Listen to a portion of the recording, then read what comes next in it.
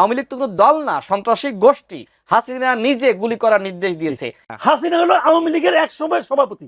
না না, একটা টাইম ফ্রেম ধরেন, এই পুরো দলটা নষ্ট হয়ে গেছে। আওয়ামী লীগ ছিল, এই পুরো দলটা নষ্ট হয়ে গেছে, সেই আওয়ামী লীগ তো না। ভাই যেটি বললেন যে আওয়ামী লীগের ওই নৈতিকতা নাই যে আওয়ামী লীগ বলবে যে পুলিশ ছাড়া মাঠ। দেখেন এখন কিন্তু পুলিশ ওইভাবে ফাংশন করছে না। পুলিশ প্রতিহত করার আগে কিন্তু জনগণ প্রতিহত করছে। আমি কিন্তু আগেই বলেছি যে 30 জন মিছিল করছে, ছাত্র দলের একজন নেতা বাইক থেকে জাস্ট নেমেছে, হ্যাঁ, ভয়তে কিন্তু সব পালিয়েছে। সুতরাং এখন আর পুলিশ লাগবে না। এই বিপ্লবী জনগণের মধ্যে যে ধরনের তেজ রয়েছে, এই তেজেই আওয়ামী লীগ ভয় মাঠে নামবে না। এক, দ্বিতীয়ত ভাই আরো যেটি বললেন, দেখেন আওয়ামী লীগ তো বাংলাদেশে রাজনীতি করার অধিকার হারিয়েছে, তারা তো আর ফেরার কোনো সুযোগ নাই। ভাইয়ের বক্তব্যগুলো কিন্তু আওয়ামী লীগের পক্ষে যাচ্ছে, মানে আওয়ামী লীগ মিছিল করার স্বাধীনতা পাচ্ছে না। ভাই মিছিল করার স্বাধীনতা কে পায়? একটি রাজনৈতিক দল পায়। আওয়ামী লীগ তো কোনো দল না, সন্ত্রাসী গোষ্ঠী।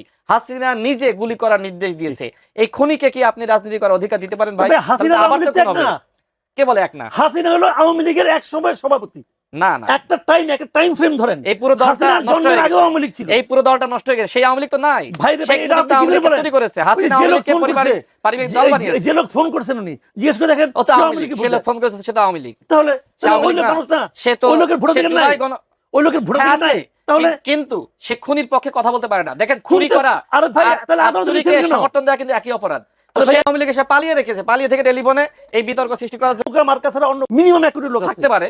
আপনাদের 30 বছর রাজনীতি করতে হবে ওই 1 কোটির অর্ধেক লোক জোগাড় করার জন্য। দেখেন তাহলে এই 1 কোটি মানুষ কেন রাস্তায় নামছে না আওয়ামী লীগকে বাঁচানোর জন্য? আচ্ছা আমরা কেন নামছে না? আপনি খালি ওই নির্বাহী আদেশে আওয়ামী লীগকে নিষিদ্ধ করছেন, যেটা ওই যে আইন করছে যে আওয়ামী লীগের ঝটিকা মিছিল যদি কারো ধরা হয় 15 দিনের মধ্যে চার্জশিট দিতে হবে। What is the meaning of chargesheet? Awami League থেকে বলা হয়েছে, শুনেন, চার্জশিট মানে কি? আওয়ামী লীগ তো এই নিষিদ্ধের আগে তো নামতে পারে নাই, জনগণ তো নামতে দিচ্ছে না। তো 1 কোটি মানুষ নামলে উঠাই দেখেন না কি হয়। আওয়ামী লীগের এই শক্তি যদি থাকতো তাহলে এই জুলাই গণঅভ্যুত্থানে বাস্তবতা মানেন, বাস্তবতা বড় আওয়ামী লীগ তো দল নিউ ইয়র্কে যেটা হয়েছে এটা মব। আপনি তো মবটা এখানে আগে শুরু করছেন এবং সেই মবকে এই রাষ্ট্র, এই সরকার প্রশ্রয় দিয়েছে। যখন শেখ হাসিনা ক্ষমতায় ছিল না, তখন বিএনপি লোকদের দেখতাম মাঝে মাঝে বলতো মিটিং এর মধ্যে যে পুলিশকে ছাড়াইয়া, পুলিশকে বাদ দিয়া আসেন দেখি মাঠে, দেখি কার কত শক্তি আছে, বলতো না? বলতো। এখন সেরকম বলার বাস্তবতা তৈরি হয়েছে। আপনার কি আশঙ্কা যে এই ধরনের বিব্রতকর পরিস্থিতি আরো বাড়তে পারে কিনা? বাড়তে পারে, আমার মনে হয় বাড়বে আরো। কারণ হয়েছে জানেন, যে কাজটা করতেছে তার তো একটা মানসিক অবস্থা আছে। আপনি যতক্ষণ পর্যন্ত সেই মানসিক অবস্থাকে আপনার বিবেচনায় না নিবেন এবং তাকে বোঝানোর চেষ্টা করতে হবে, ভাই তোমার এই কাজটা ঠিক না।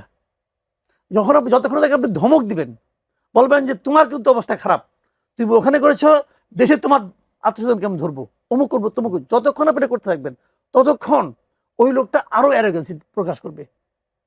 এটাই দুনিয়ার নিয়ম, এটাই হিউম্যান নেচার।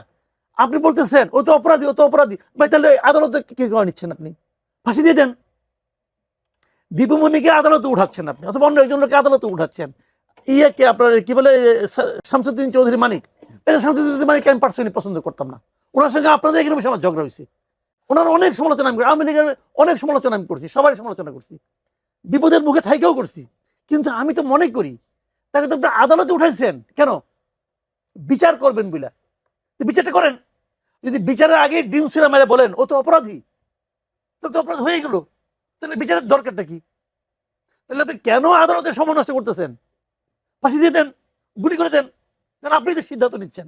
যখন সিদ্ধান্ত নেওয়ার ক্ষমতাটা কোনো পলিটিক্যাল লিডারের, যখন এই ধরনের সিদ্ধান্ত নেওয়ার ক্ষমতা কোনো একটা